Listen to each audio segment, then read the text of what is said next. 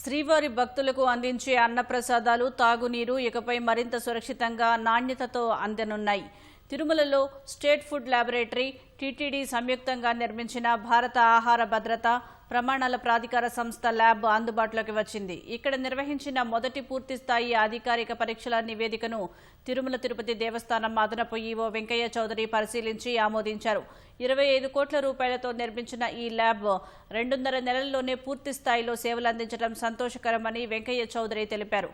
భక్తులకు అందించే అన్నం, సాంబారు, రసం, చట్నీ, లడ్డూలు, తాగునీటితో పాటు టీటీడీ కొనుగోలు చేసే నెయ్యి, పప్పు దినుసులు, ఇతర సరుకుల నాణ్యతను నిర్ధారించి సురక్షితమైన వాటినే భక్తులకు అందిస్తామని స్పష్టం చేశారు.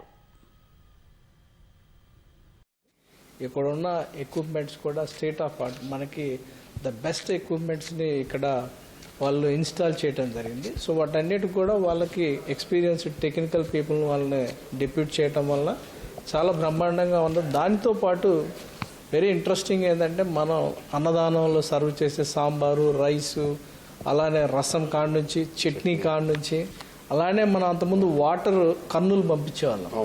మనం ఇక్కడే అనాలిసిస్ చేసాము. రిపోర్ట్స్ కూడా చాలా క్వైట్ ఎంకరేజింగ్గా, చాలా పర్ఫెక్ట్గా అన్నీ కూడా FSSAI నామ్స్ ప్రకారం కంప్లై అయిన రిపోర్ట్స్ చూస్తే చాలా సంతోషం. అలానే లడ్డూ కూడా చేయటం జరిగింది.